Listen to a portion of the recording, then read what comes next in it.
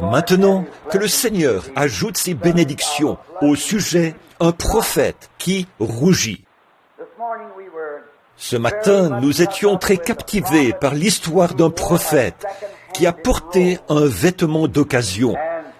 Et nous savons, ce soir, selon le passage de l'Écriture de ce matin, que nous portons nous-mêmes un vêtement d'occasion.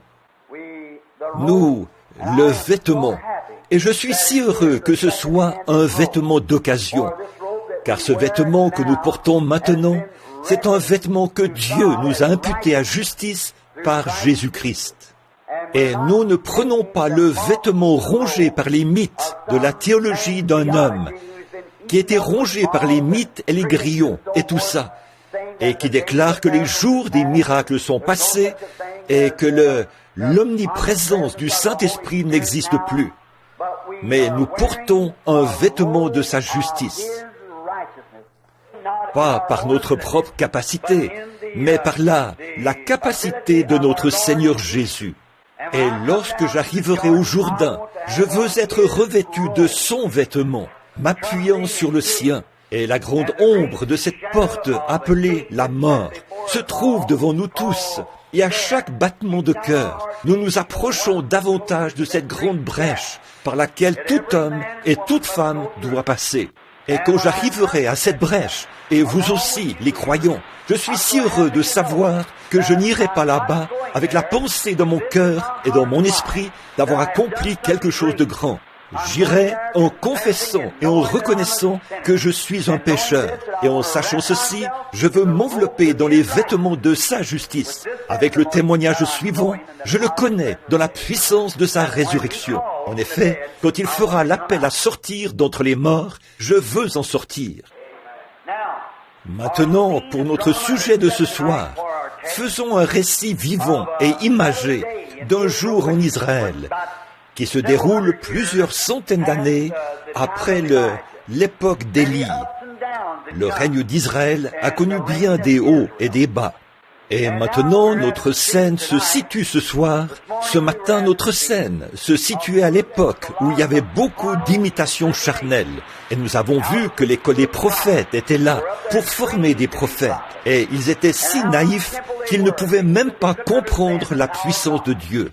Ils pensaient que la puissance avait fait monter Élie et l'avait projeté sur la montagne quelque part. Et ils ont envoyé une équipe pour aller à sa recherche. Pourtant, Élisée, lui, savait très bien que Dieu l'avait emmené dans la gloire, car il n'était plus. Dieu l'avait enlevé et il a échappé à la mort en rentrant à la maison auprès de Dieu, sur un char de feu et des chevaux de feu. Et alors, nous avons vu que leur séminaire et les œuvres de leur propre théologie ne fonctionnaient pas. Il fallait l'élection et l'appel de Dieu pour faire un prophète de Dieu. Et maintenant, ce soir, nous trouvons Israël dans un état rétrograde. Israël avait ses hauts et ses bas. C'était le type même de l'Église d'aujourd'hui. Parfois, ils étaient dans les hauteurs. Ensuite, ils se trouvaient en bas, dans la vallée. Voilà ce qu'il faut pour nous faire apprécier les bonnes choses. C'est ce qu'on appelle la loi de contraste. L'homme noir d'Afrique n'a jamais su qu'il était noir, que sa peau l'était, avant de voir David Livingstone. Et il a dit, là, il s'est rendu compte que sa peau était noire, parce que celle de Livingstone était blanche. C'est un contraste. Vous ne sauriez jamais apprécier le jour si vous n'aviez pas la nuit. Vous ne sauriez jamais apprécier la lumière du soleil si vous n'aviez pas de jour nuageux. Vous ne sauriez jamais apprécier la justice s'il n'y avait pas d'injustice. Vous ne sauriez jamais apprécier la bonne santé à moins d'avoir connu une santé délabrée, une mauvaise santé. Ce ne sont que... Et je pense que c'est pour cette raison que nous apprécierons tant le ciel, parce que nous avons déjà vécu sur la terre. Et je pense que la loi de contraste, la raison pour laquelle nous apprécions tant le Saint-Esprit ce soir, c'est parce que nous sommes longtemps restés dans une église qui nous disait qu'une telle chose n'existait pas. La raison pour laquelle nous apprécions cela ce soir, c'est parce que nous avons connu l'inverse. Et Dieu a voulu qu'il en soit ainsi, parce que son peuple a connu ses hauts et ses bas. Vous ne sauriez jamais apprécier le sommet d'une montagne, à moins d'avoir été dans la vallée. De même, vous ne sauriez jamais apprécier une bonne eau si vous n'en aviez pas déjà bu une mauvaise. Et puis tout au long, Il s'agit d'une loi de contraste. Là, Israël était dans l'un de ces états rétrogrades. Et quelle chose ils avaient fait. Or, Israël était un peuple choisi, élu, sélectionné, car Dieu avait choisi Israël dans un but précis. Le sang d'Israël devait être le sang le plus pur, parce que de cette lignée viendrait le Messie lui-même. Tout au long de l'Ancien Testament, Dieu est apparu dans l'homme. Dieu est apparu en Abraham, en tant que croyant, ayant la foi.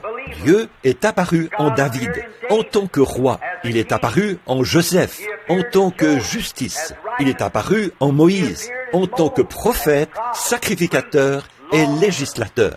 Il est apparu à travers les âges, dans le prophète. Il s'est toujours fait connaître dans les hommes, en partie par les prophètes, les rois, les sacrificateurs, les législateurs, ainsi de suite. Mais en Christ, il a habité en lui la plénitude de la divinité corporellement, sachant que cet esprit devait finalement trouver un lieu de repos.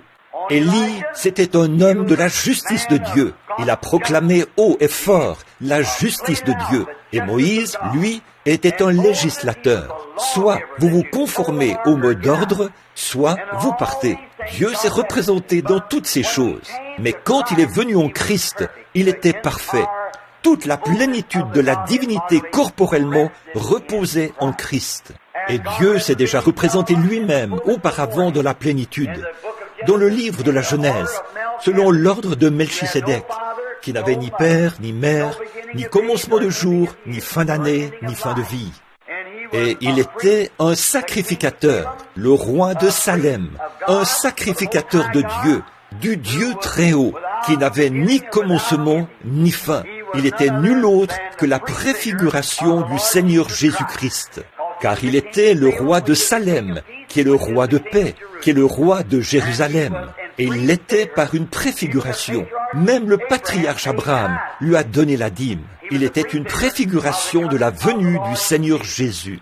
Le même Melchisédek a rencontré Abraham là-bas, dans les plaines, avant la destruction de Sodome et Gomorrhe. Et il l'a rencontré après Sodome et Gomorrhe, quand Abraham lui a donné la dîme de tout le butin qu'il avait pris au roi. Toutes ces choses sont des ombres qui préfiguraient Christ. Et maintenant, toutes les ombres des saints de l'Ancien Testament, leur haut et leur bas, étaient une ombre et un type, des exemples pour nous aujourd'hui. Alors, nous voyons qu'Israël ne devait pas faire de mariage mixte. Ils devaient se marier entre eux. Un Israélite ne devait jamais se marier avec quelqu'un des nations, car ils devaient garder leur sang pur. Et même jusqu'à ce jour, je crois que le sang juif est le sang le plus pur sur la face de la terre aujourd'hui. C'est le sang juif.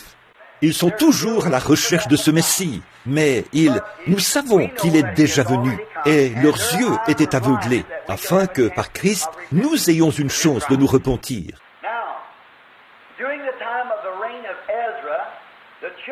Or, durant le règne d'Esdras, les enfants d'Israël avaient rétrogradé. Ils étaient allés prendre des femmes moabites, et ils avaient pris les femmes des Amoréens et des Phérésiens et de bien d'autres nations. Et non seulement avaient-ils épousé ces dernières, mais ils commettaient fornication avec elles, l'impureté, contaminant ainsi le sang même, qui est le ruisseau de la vie.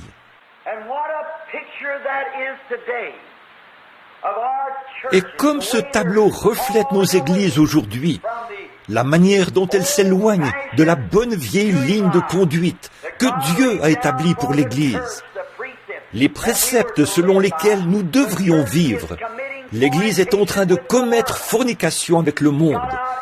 Elle est allée dans le monde et s'est mise à flirter avec le monde. Alors, cela avait tellement mis le prophète dans l'embarras que lorsqu'il s'est présenté devant Dieu, son visage a rougi.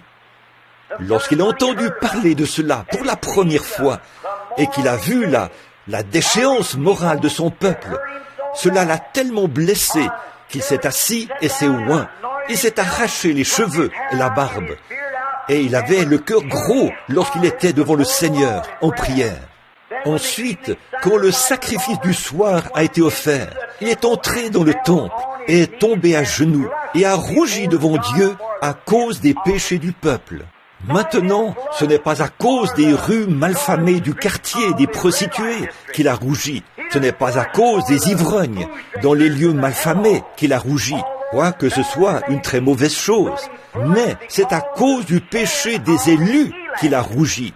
Et ce qu'il nous faut aujourd'hui, c'est davantage de prophètes qui ont assez de Dieu dans leur cœur pour rougir dans la présence de Dieu à cause des péchés des gens qui prétendent être le peuple de Dieu et qui se conduisent comme ils le font.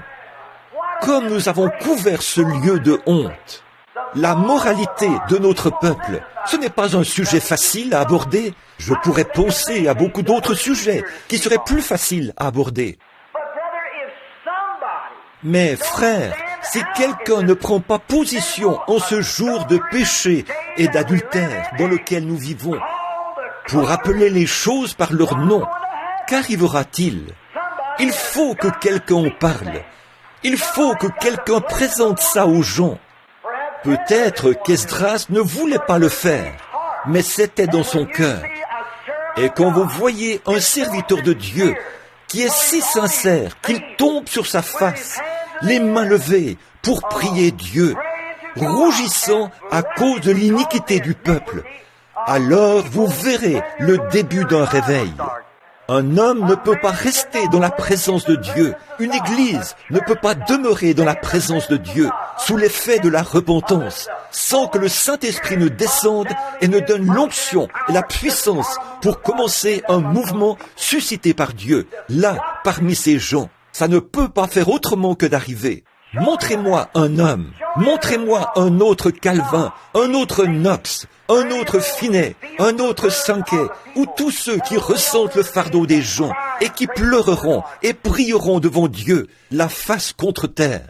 Envoyez-nous de nouveau un John Smith de l'église baptiste qui avait prié toute la nuit à cause de l'iniquité des gens, au point d'en avoir les yeux bouffis le lendemain matin, à force d'avoir pleuré, si bien que sa femme a dû le conduire à table et lui donner son petit déjeuner à la cuillère. Montrez-moi de nouveau un John Wesley, un tison arraché au feu, et je vous montrerai un réveil. Ce qu'ils font aujourd'hui, c'est flatter la chose. On dit que c'est ceci ou cela, que c'est un réveil, alors qu'il n'y a pas de réveil là-dedans. C'est vrai, il y a une stimulation des émotions religieuses parmi les gens, mais pas de réveil. Ils avaient un groupe religieux à cette époque-là. Ils avaient de la stimulation à cette époque-là, mais ils avaient besoin d'un réveil. Eh bien, mon cher frère et ma chère sœur, la moralité de cette nation est tombée si bas que même un chien en aurait honte. Un chien en rougirait s'il le pouvait. L'immoralité de notre peuple. Les gens, il y a même quelques années, les choses que nous avons, que la nation a faites, les choses que les gens ont faites, tout cela, c'est à cause du manque de prière. Autrefois, l'Église ne croyait pas au cinéma. Les gens ne permettaient pas à leurs enfants d'aller au cinéma. Ils évitaient d'aller au cinéma. Et aujourd'hui, eh bien, ils ont le cinéma dans leur propre maison. Chaque maison a une télévision. Là où autrefois on croyait que c'était mal de boire de la bière. Là où autrefois on pensait John Barleycorn, quel type vraiment vilain il était. Aujourd'hui, 60% de ces prétendus chrétiens prennent un petit verre en société au moins une fois par an. Puis, c'est la beuverie aux alentours de Noël, lors de leurs festivités. En effet, ils ont adopté l'instruction pour remplacer le salut. Ça ne le remplacera jamais.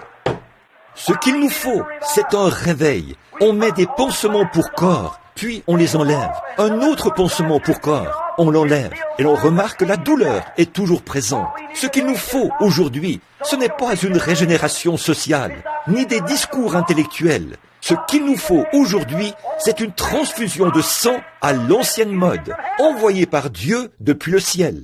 Les pansements pour corps ne serviront à rien. Nous sommes anémiques. Il nous faut une transfusion de sang. Il nous faut revenir à l'évangile, à l'ancienne mode, qui appelle à la repentance devant Dieu. Non pas une confession faite d'un œil sec, par une poignée de main, mais bien un réveil du Saint-Esprit, envoyé par Dieu, qui apporte la purification par le sang du Seigneur Jésus-Christ dans chaque cœur humain. Il nous faut un réveil qui commence dans l'Église et qui balaye tout le pays. Sans ce jour de réveil, nous mourrons, nous périrons et nous sommes fichus. J'en ai assez de voir ces prétendus petits réveils de Hollywood où les gens entrent là et se laissent porter par leurs émotions pendant quelques heures, ou un jour ou deux, ou une semaine ou deux, puis ils sortent de là et ça s'arrête là. Frères, vous pouvez être emballé par un réveil, vous pouvez avoir des émotions, vous pouvez avoir de bonnes intentions, toutes ces choses sont bien, mais nous n'avons pas besoin de ça aujourd'hui. Nous avons besoin du baptême du Saint-Esprit pour changer les émotions, l'intellect, les points de vue, les habitudes et la vie des gens, pour les remettre de nouveau sur le bon chemin. En dehors d'une transfusion de sang du calvaire, toutes nos réformes ne nous serviront absolument à rien. Nous n'avons pas besoin d'une ONU. Nous avons une ONU là-bas. Et que font-ils? On n'y invoque jamais le nom de Dieu. Ils ont peur de l'invoquer. Un jour, un groupe d'ecclésiastiques a posé la question: pourquoi ne font-ils pas de prière? On leur a répondu: cela pourrait offenser quelqu'un d'autre, l'un de ceux qui ne croient pas en Dieu. Oh, ce qu'il nous faut, c'est un réveil. Peu importe qui cela pourrait offenser, nous devons prêcher l'Évangile et montrer ce qui est en nous. C'est vrai, je ne vous donnerai pas le moindre sou pour tout programme qui exclut Dieu, que ce soit l'ONU ou un Conseil des 4, peu importe ce que c'est. Tant que cette nation ne prend pas conscience du fait que, sans le sang de notre Seigneur Jésus-Christ, nous mourrons. Tant que les individus ne prennent pas conscience de la cause que nous sommes en train de mourir. La raison pour laquelle nous sommes en train de mourir, c'est parce qu'il nous manque l'original, le chemin, la solution, le remède que Dieu nous a donné au calvaire. Pas étonnant que cela fasse rougir un homme. Pas étonnant. Un véritable prédicateur examine son assemblée, essaie de conduire les membres devant le trône de Dieu. Il les visite chez eux et les voit en train de fumer la cigarette, de se raconter des plaisanteries grossières, de donner des réceptions dans la cour de derrière, des beuveries. Elles marchent çà et là dans les rues, leurs jeunes femmes et celles d'un certain âge, et ainsi de suite. Et même grand-maman porte des petits shorts.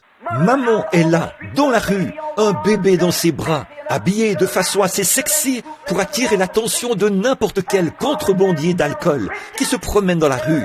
Et ces gens prétendent être chrétiens. Amener une telle personne dans la présence de Dieu ferait rougir tout véritable homme de Dieu. C'est vrai.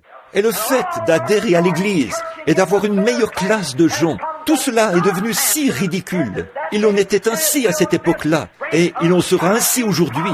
Retournons à Dieu, non pas par une injection d'instruction, non pas par une injection de réforme religieuse, non pas par l'injection d'une théologie quelconque, faite de main d'homme, mais par un baptême du Saint-Esprit à l'ancienne mode, envoyé par Dieu depuis le ciel, au moyen d'une expérience pentecôtiste qui consume les choses charnelles. Elle remettra à l'intérieur le joyau qui était destiné par Dieu à être là, celui d'un fils et d'une fille de Dieu. Tant que nous n'aurons pas fait ça, frères et sœurs, nous aurons toujours ces femmes sexy, aux cheveux coupés, qui portent du maquillage, et des hommes qui boivent, qui fument et se disent chrétiens. Et c'est parce qu'ils ne savent pas faire autrement. En effet, dans leur cœur se trouve cette racine charnelle. Et il nous faut un nettoyage de l'Église, du sous-sol jusqu'à la chair. Amen. C'est exact. Ce qu'il nous faut aujourd'hui, ce sont des prophètes qui rougissent. Dieu, parfois les gens viennent dans la ligne de prière pour qu'on prie pour eux. Et ils ont l'air d'aller dans une maison malfamée. C'est vrai, elles viennent demander quelque chose à Dieu et ont l'allure d'une Jézabel.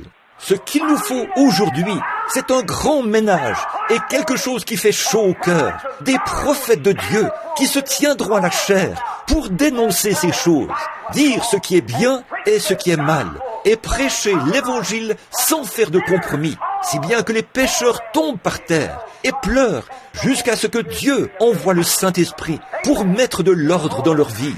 Amen. Nous savons que c'est vrai. C'est vrai.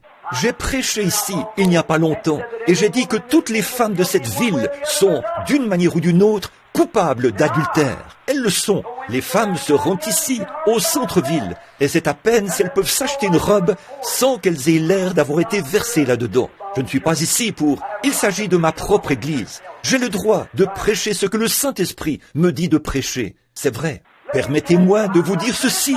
Je ne vous critique pas, ma sœur, mais le Saint-Esprit ne vous enseigne-t-il pas différemment? Si ce n'est pas le cas, je regrette de vous dire que vous n'avez pas reçu le Saint-Esprit. C'est vrai. Le Saint-Esprit, ce n'est pas de crier. Le Saint-Esprit, ce n'est pas de danser par l'Esprit. Le Saint-Esprit, ce n'est pas de parler en langue. Le Saint-Esprit, c'est la justice. Oh Dieu!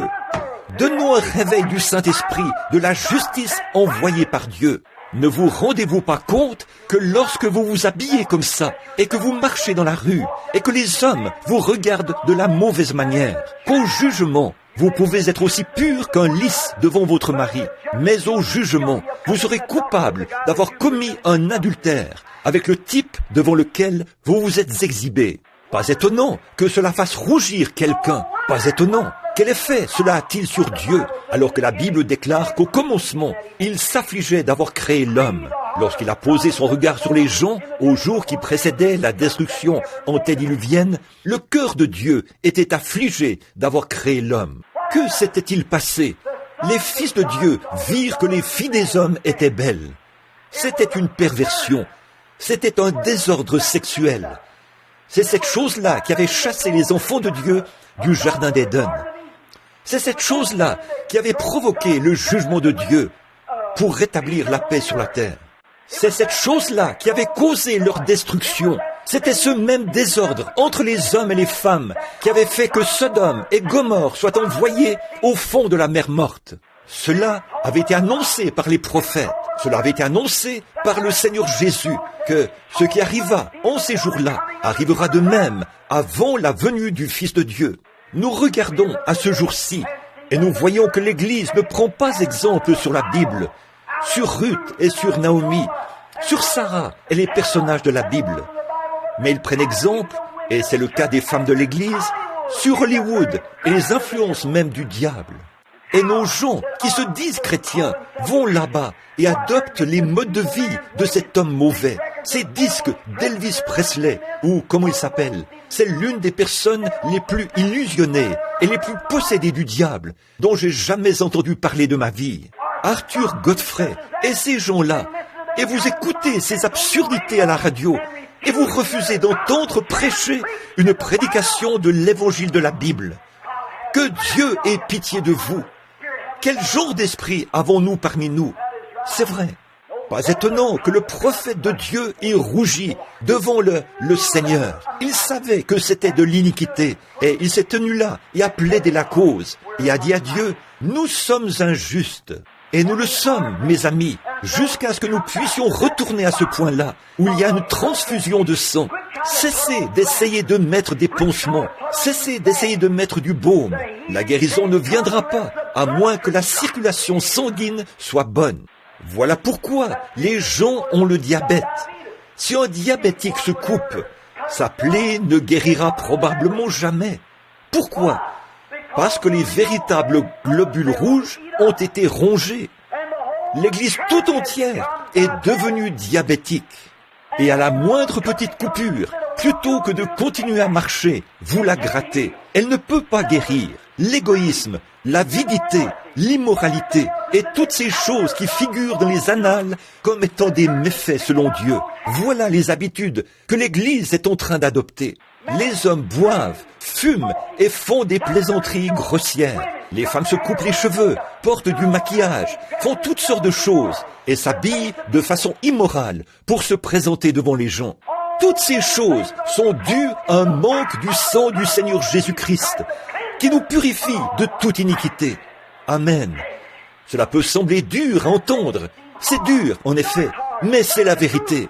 Si nous n'annonçons pas haut et fort les jugements du Dieu Tout-Puissant, un de ces jours, vous serez pris ici dans une explosion atomique qui enverra chaque âme dans l'éternité pour rencontrer un Dieu qui ne reconnaîtra que le sang de son Fils, Jésus-Christ.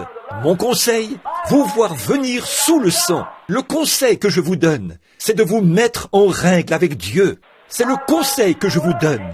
Eh bien, pourquoi n'arrivons-nous pas à avoir la foi? Pourquoi n'arrivons-nous pas à avoir de plus grandes guérisons que celles que nous avons? Pourquoi ne sommes-nous pas solidement bâtis? C'est parce que nous mettons des pansements pour corps. C'est parce que nous appliquons de l'adhésif. Nous mettons des morceaux de sparadrap. Nous essayons de couvrir la chose au lieu d'admettre qu'il nous faut une transfusion. Nous sommes dépourvus du sang. Nous sommes dépourvus de Christ. Ne vous y laissez pas prendre.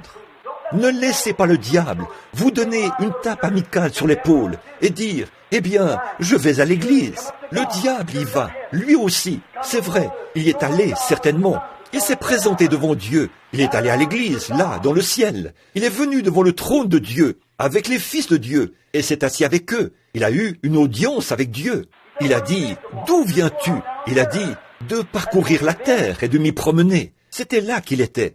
Alors, le diable va à l'église. Le diable est membre de l'église. Le diable agit comme un chrétien. C'est un séducteur. S'il n'agissait pas comme un chrétien, ni comme une église, il ne serait pas un séducteur. Aucun homme ne pourrait être séduit. La seule chose, c'est que c'est aussi différent que le blanc l'est du noir.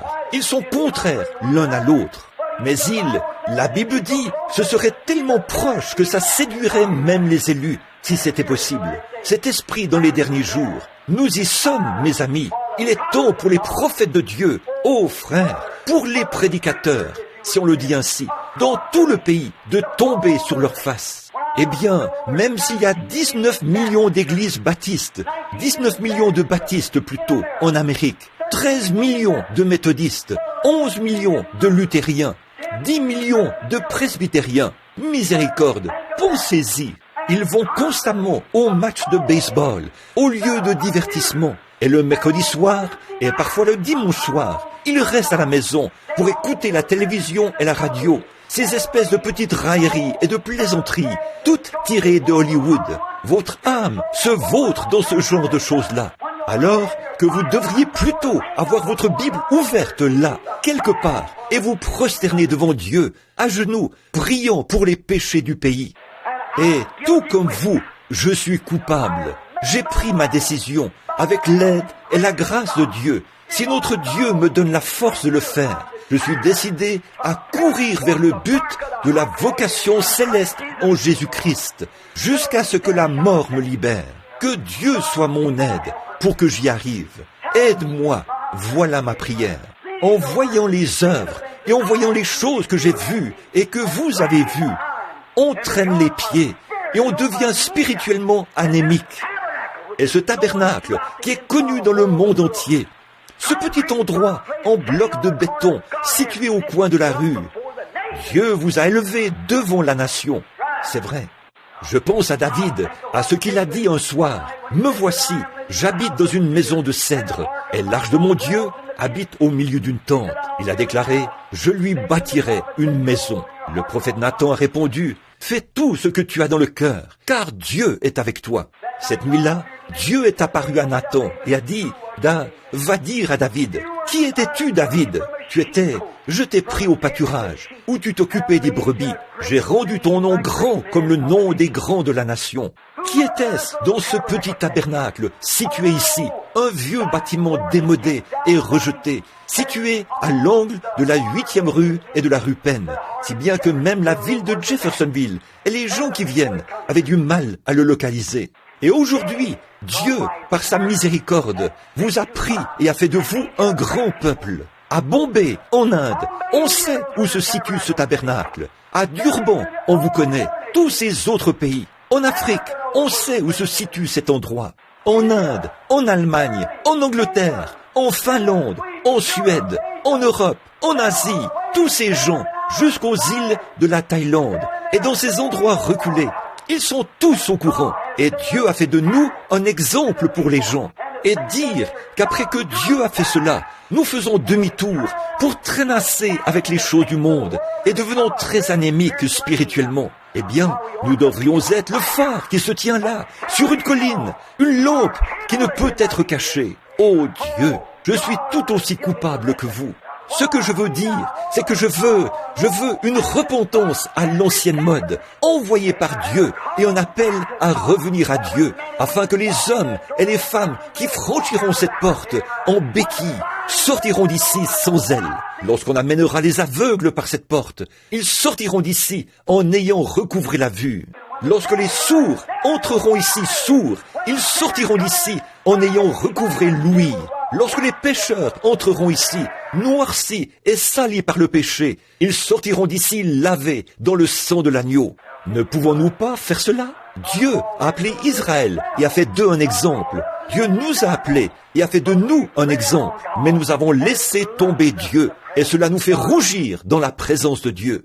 De penser aux choses qu'il a faites pour nous. Comment il nous a pris des pâturages et nous a élevés. Comment il nous a fait connaître partout dans le monde. Comment il a fait de grandes choses pour nous. Et pourtant, nous traînassons, nous nous mêlons à tout ça, nous sortons et nous n'avons pas l'air d'être sincères. Nous n'avons plus de moments de prière et les choses vont simplement de travers. Nous essayons d'organiser de petits programmes, des pansements pour corps, afin de soulager la douleur. Vous ne pouvez pas soulager la douleur à moins d'avoir ce sang bon et riche là pour guérir la chose. C'est exact. Si vous retirez un vieux corps par excision et que vous vous retrouvez avec le diabète, ça vous fera perdre votre pied. N'essayez pas d'écarter ceci, ni de contourner ceci, ni de mettre un pansement pour corps sur ceci.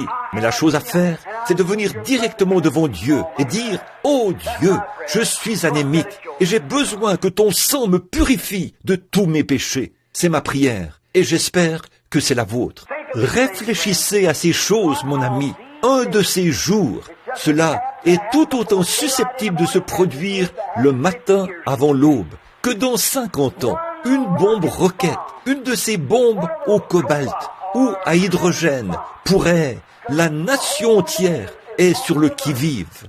Vous avez vu cela l'autre jour dans le journal, là où on demandait à la science, au Pentagone, d'expliquer les soucoupes volantes. Ce n'était pas un mythe, ce n'était pas quelque chose d'imaginaire.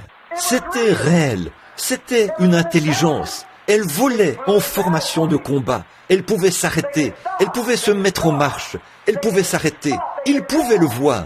C'était une intelligence. Ils le savent. Les gens ont ri. Ils ont dit « des soucoupes volantes ?» Ils se sont moqués de cela. Mais savez-vous à quoi je pense? Jésus a dit qu'avant sa venue, il y aura des signes en haut dans le ciel. Avez-vous remarqué? Avant de commencer, avant qu'il détruise Sodome et Gomorrhe, à cause de leur liaison perverse, il a envoyé des anges pour faire une enquête. Des anges sont descendus sur la terre au cours des quelques dernières années. On les a vus parmi les gens. Je parle d'honnêtes gens, lavés dans le sang, et qui en sont conscients. Ils se sont même tenus là et se sont fait photographier. C'est vrai. Des êtres angéliques ont fait une visite et ils ont rapporté au Père que le péché s'est tellement accumulé que les étoiles arrivent à peine à briller. La lune, le monde entier vacille, tel un homme ivre qui rentre la nuit. C'est vrai.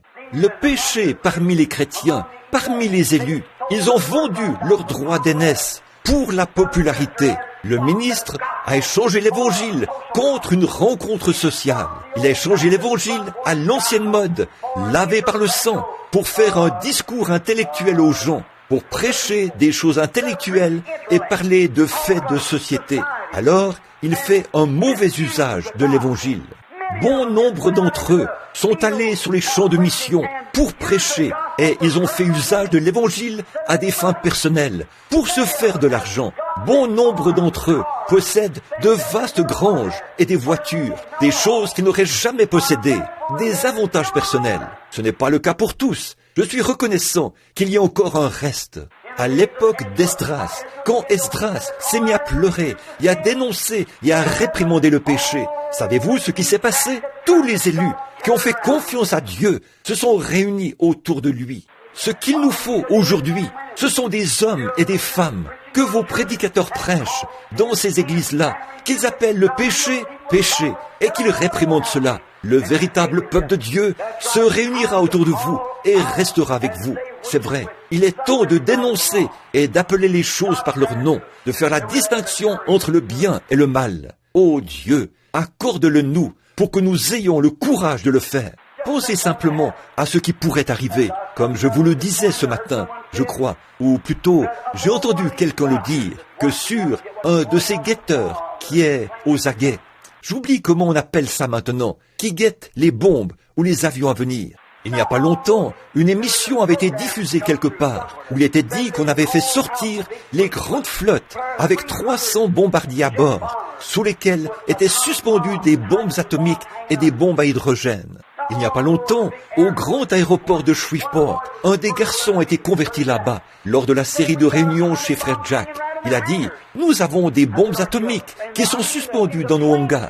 J'ai dit, n'avez-vous pas dans les avions, et nous décollons et faisons nos entraînements avec, tous les jours. J'ai dit, n'avez-vous pas peur? Il a répondu, elles n'ont pas de détonateur. Toutefois, on est tellement sur le qui-vive qu'en l'espace d'une minute, 60 secondes, on peut mettre les détonateurs en place et partir. Et les avions sont ravitaillés en carburant et prêts. Alors, ils pourraient s'envoler vers l'Angleterre tout de suite. De grands hangars sont installés dans les océans, partout. Et on dit à la Russie, osez larguer une seule bombe. Larguez une seule bombe atomique sur l'ONU ou quelque part là-bas. Et vous verrez ce qui va arriver. Que se passera-t-il?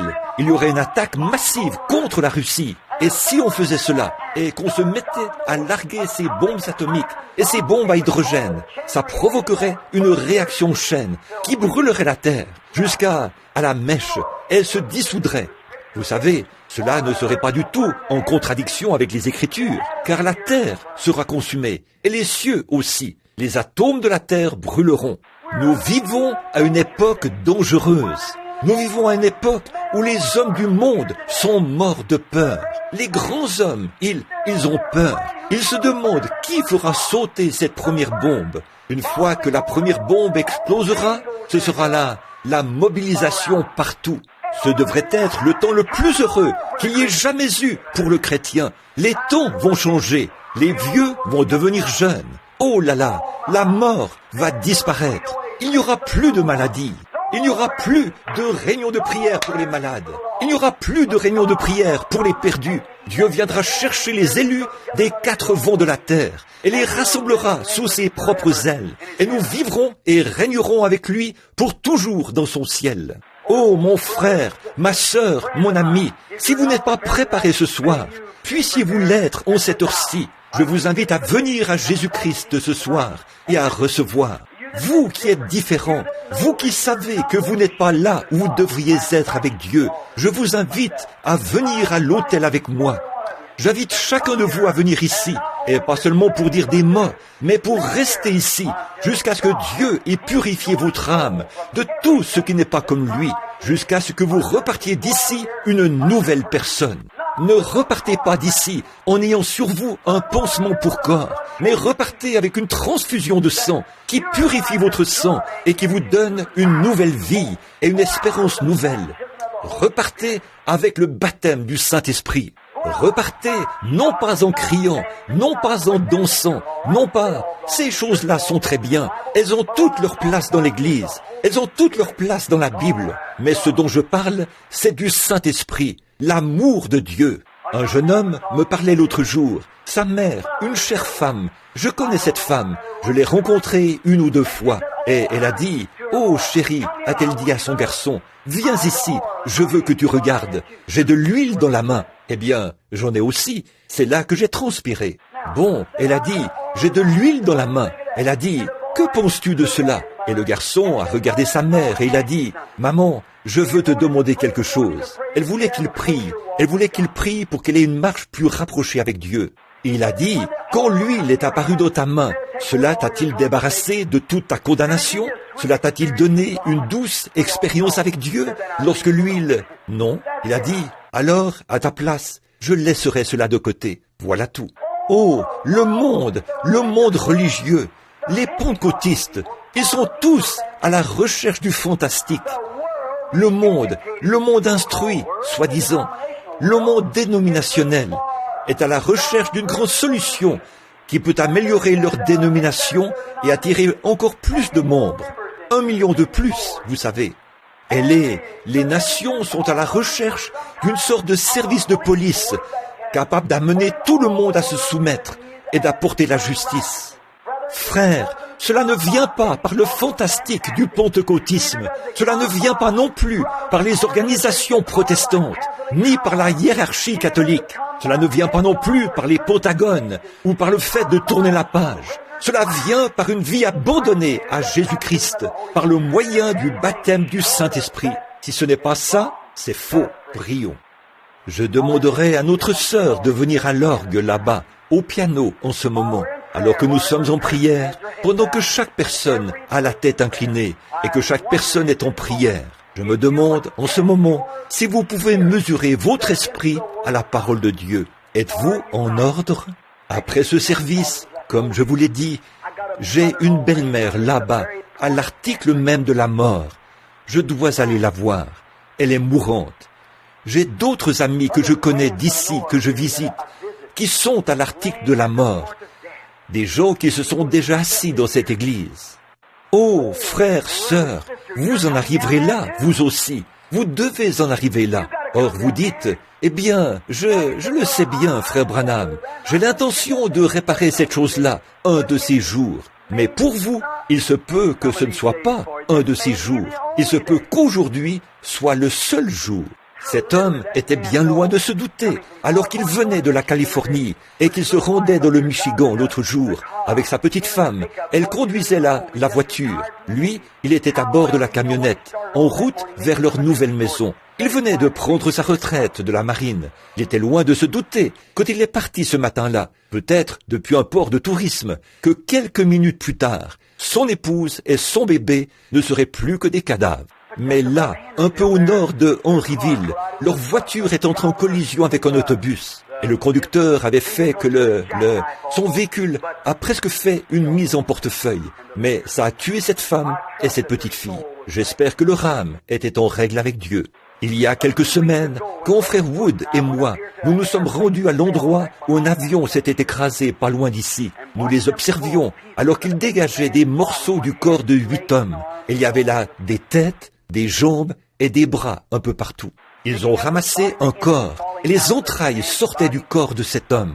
Il s'agissait peut-être d'un brave homme, un homme célèbre de Chicago. Quand cet homme est monté à bord de cet avion ce matin-là, je me demande s'il avait eu de bonnes intentions le soir, ou il s'était rendu à l'église. Le pasteur avait-il fait un appel à l'autel? Avait-il réprimandé le péché? Et cet homme avait-il eu une chance? Ou était-il sorti comme un animal? Cet homme était-il, aux yeux de Dieu, un fils de Dieu? Réfléchissez à ces choses, mes amis. Elles sont importantes. Non seulement sont-elles importantes, mais elles sont ce qu'il y a de plus important pour vous en cette heure-ci. C'est maintenant le moment où vous prendrez votre décision. C'est maintenant le moment où vous pourriez prendre votre décision dans cette vie pour la vie à venir. Puissiez-vous faire cela alors que nous prions. Père Céleste, dans la Bible, nous lisons ce que tu as dit au sujet du péché et de ceux qui le commettent et qui ne le confessent pas. Nous sommes conscients de ce que ça veut dire de mourir sans avoir connu Dieu. Nous le savons par expérience, car nous avons vu d'autres personnes partir. Ceux qui ont eu l'intention de faire quelque chose, mais qui l'ont trop longtemps remis à plus tard. Ô Dieu, ceux qui ont professé, mais qui n'ont pas possédé ce qu'ils prétendaient avoir. Ceux qui ont agi comme des chrétiens, mais qui, pourtant, n'ont jamais été chrétiens. Leur vie l'a démontré et leur mort l'a manifesté. Maintenant, Père, je te prie de parler à chaque cœur ici ce soir, et moi-même, Seigneur, pour avoir été lent à agir, pour toutes ces choses que j'aurais pu faire et que je n'ai pas faites. Je confesse mes torts. Je confesse les torts de ces gens. Je confesse les torts de cette nation. Je te demande d'être miséricordieux, Seigneur. J'ai là 3 jeunes enfants à élever. Et nous vivons ici, dans un milieu hostile. Et, ô Dieu, il nous est inutile de prendre la fuite. Tu sais tout à ce sujet. Ô Dieu, je veux être en règle avec toi. Un jour, si ce n'est pas une bombe atomique qui nous tue, ce sera un accident. Si ce n'est pas un accident qui nous tue, ce sera une maladie. Quelque chose doit nous enlever la vie. Mais nous sommes si heureux de savoir qu'il y a un moyen d'échapper. Le nom de l'Éternel est une tour et les justes s'y réfugient et se trouvent en sûreté. Ô Dieu, qu'un ami pécheur, ce soir, garçon, fille, homme ou femme, voit la porte ouverte, l'occasion et court vers Christ en cette heure même. Maintenant, alors que nous avons la tête inclinée, est-ce qu'il y a des gens ici, ou je sais qu'il y en a quelques-uns ici, qui voudraient dire, avec une main levée vers Dieu, j'ai honte de ma vie, et je voudrais confesser mes torts devant Dieu et implorer la miséricorde. Levez la main vers Dieu, que Dieu vous bénisse, que Dieu vous bénisse, que Dieu vous bénisse. Vous êtes nombreux, nombreux. Oui, il y a aussi beaucoup d'entre vous qui, que Dieu vous bénisse. Bon nombre d'entre vous, ici, ont professé le christianisme pendant longtemps et savent qu'ils ont manqué de se conformer aux exigences de Dieu et savent qu'ils font maintenant même des choses qu'ils ne devraient pas faire. Et vous continuez sans les confesser. Vous vous contentez de suivre le courant. Vous regardez le genre d'émissions que vous ne devriez pas regarder. Vous regardez ce genre de magazines et lisez des choses que vous ne devriez pas lire. Cela ne convient pas aux chrétiens. Vous écoutez ces plaisanteries dégoûtantes, ces histoires sales et ces grossièretés que vous savez que vous ne devriez pas écouter. Hommes et femmes, les deux. Vous connaissez des situations où vous auriez pu dire quelque chose, mais vous ne l'avez pas fait. Et peut-être êtes-vous coupable du péché d'omission. Je me demande si vous voudriez lever la main vers Christ pour qu'il soit miséricordieux envers vous et qu'il vous pardonne. Levez la main. Que Dieu vous bénisse, jeune dame. Alors que cette femme s'avance, qu'elle vient à l'autel pour les confesser. Levez la main vers Dieu. Que Dieu vous bénisse. C'est ça, monsieur. C'est ça. Que Dieu vous bénisse. Levez la main. Vous savez que vous avez mal agi. Je me demande si vous avez le courage, ce soir, de me rejoindre ici, à l'autel. Agenouillons-nous autour, ici, et disons, « Ô Dieu, sois miséricordieux envers nous tous. Nous avons besoin de toi. Que Dieu vous bénisse, madame. » De voir ces jeunes femmes venir, en pleurant, elles qui ont toute la vie devant elles. Elles sont à la croisée des chemins. Elles sont victimes des circonstances. Quoi donc ? Vous rendez-vous compte, vous, les hommes âgés, que nos garçons ont 10 fois plus de tentations que nous n'en avions à l'époque? Sœurs, vous rendez-vous compte que votre fille a 10 fois plus de tentations que vous n'en aviez lorsque vous étiez jeune fille? Et qu'en sera-t-il de sa fille à elle? Regardez les choses, les tableaux que le diable est en train de peindre.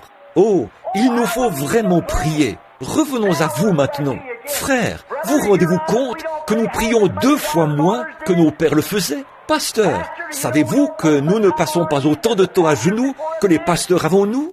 Femmes, vous rendez-vous compte que vous n'instruisez pas votre fille et que vous ne priez pas avec elle le soir comme votre mère le faisait avec vous? Alors, qu'en est-il? Qui est coupable? Nous sommes coupables. C'est incontestable. Nous sommes coupables. Je suis coupable. Je suis coupable de ne pas faire l'œuvre de Dieu comme je le devrais. Je le confesse. J'ai tort. Je demande à Dieu d'être miséricordieux envers moi.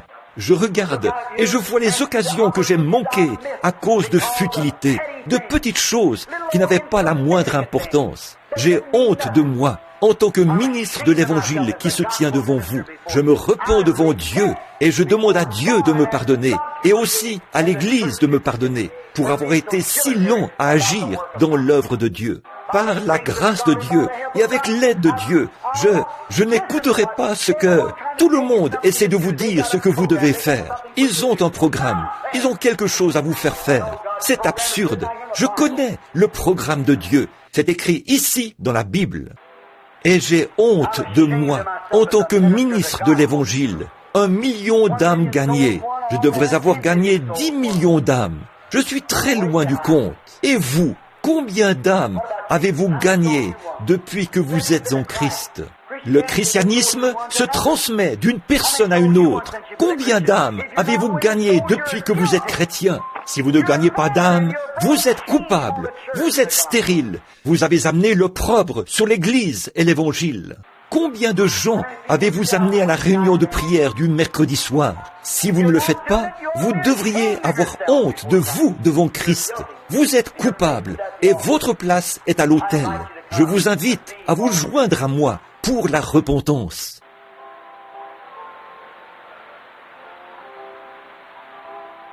Alors, voulez-vous courber la tête et la garder inclinée un instant, alors que je ressens ma culpabilité et voudrais me repentir? Courbez simplement la tête. Notre Père Céleste, je m'incline à cet autel et demande le pardon de mon péché. Je demande le pardon des péchés de ceux qui sont autour de l'autel. Je demande le pardon pour cette Église, pour le corps national et international de croyants. J'implore la miséricorde pour nous, puisque nous avons été si lents à agir en ce qui concerne les affaires du royaume. Je te demande de pardonner nos péchés et d'ôter nos transgressions. Et pardonne-nous d'avoir été si stupides. Pardonne la stupidité des gens. Nous n'avons pas été à la hauteur. Nous avons opté pour l'exercice corporel. Nous avons fait des choses que nous n'aurions vraiment pas dû faire. Nous avons vraiment péché devant toi. Et en cette réunion de dimanche soir, Père, alors que nous voyons rougir ce prophète de la Bible, nous rougissons aussi ce soir. Je rougis devant toi à cause des péchés des gens. Les gens, ma nation, mon peuple, j'ai eu honte d'eux, Seigneur. De voir nos jeunes dames se promener dans les rues et se comporter comme elles le font. De voir la prostitution de jeunes hommes qui vivent n'importe comment. De les voir rester à la maison plutôt que d'aller à l'église et lire des magazines qu'ils ne devraient pas lire.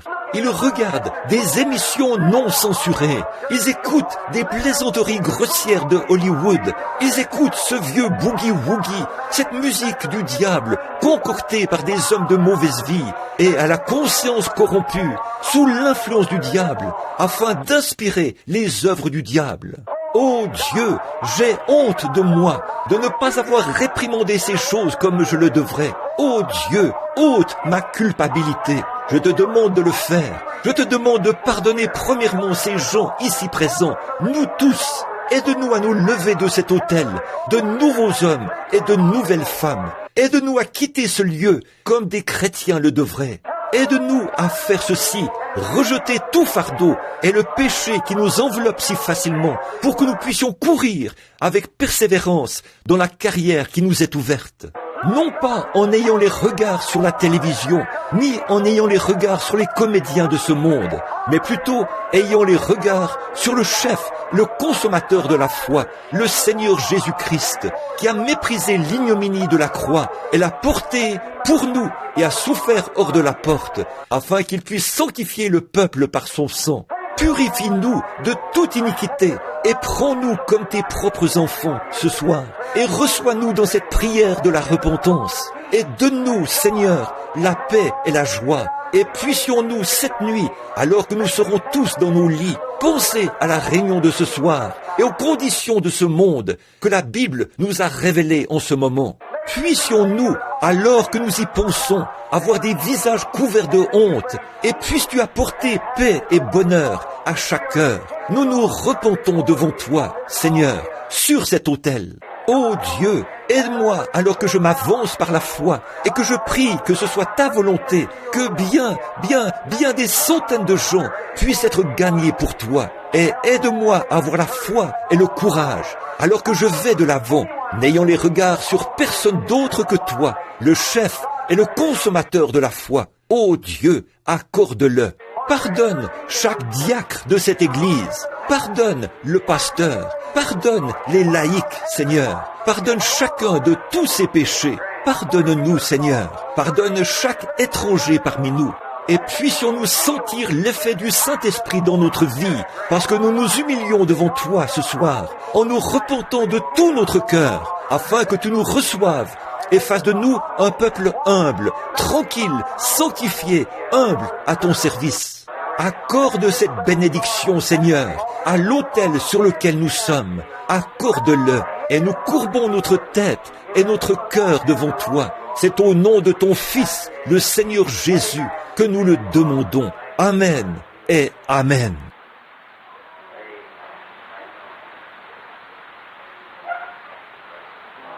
How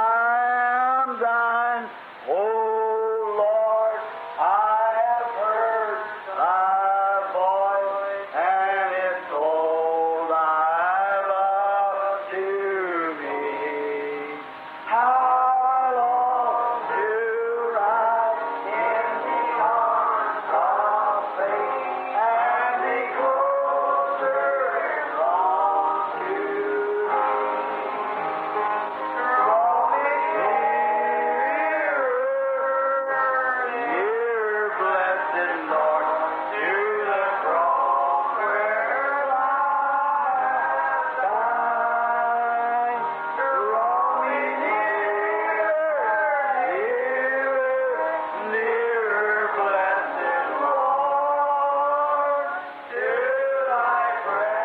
le long de l'autel ce soir, parmi mes frères qui sont ici à l'autel. Je suis heureux de voir ce soir qu'il y a presque autant d'hommes que de femmes. D'habitude, ce sont les femmes qui peuvent être facilement brisées. Leur cœur, il y a quelque chose chez elles. On arrive facilement à les toucher à cause de la féminité. Et ce sont des dames. Et on arrive parfois à les toucher. Mais je suis si heureux de voir que le Saint-Esprit peut également toucher les hommes et les amener à l'autel. Et je me demande combien d'entre vous, à l'autel, qui sont agenouillés maintenant, sentent qu'ils se sont consacrés à Dieu et qu'ils sortiront d'ici ce soir pour mener une meilleure vie par la grâce de Dieu et accomplir plus de choses pour le royaume de Dieu et pour sa cause. Voudriez-vous lever la main vers Christ si vous êtes autour de l'autel? Dites, je crois qu'en ce moment, je me suis repenti. Que Dieu vous bénisse. Combien d'entre vous, là, sentent que vous vous êtes repentis à votre place, que vous voulez mieux faire? Que Dieu vous bénisse. Maintenant, levons-nous. Vous, ici à l'autel, tournez-vous de ce côté-ci, si vous le voulez bien. Maintenant, vous qui êtes ici à l'autel, levez la main là-bas pour montrer que vous désirez qu'on prie pour vous, pour que vous puissiez avancer. Voulez-vous lever les mains pour l'indiquer à ceux qui sont dans l'auditoire? Très bien. Maintenant, vous, là, à l'autel, levez les mains pour montrer que vous aussi, vous désirez qu'on prie pour vous, pour que Dieu nous aidera à le faire. Que le Seigneur Jésus vous bénisse. Maintenant, n'oubliez pas le service du dimanche soir. As-tu un mot à dire, Frère Neville? Mardi et mercredi soir, où se trouve cette mission? 1628 West Market, mardi et mercredi soir prochain. Et puis, samedi et dimanche, je serai à Madisonville, au Kentucky, à l'auditorium là-bas. Et de là, nous irons à New York. Bon, la raison pour laquelle nous vous laissons partir de bonne heure, c'est parce que j'ai une belle-mère qui est très très malade et on réclame ma présence. Maintenant que... As-tu un mot à dire, Frère Neville? Rien. Courbons la tête un petit instant pendant que nous prions. Très bien. Lentement maintenant.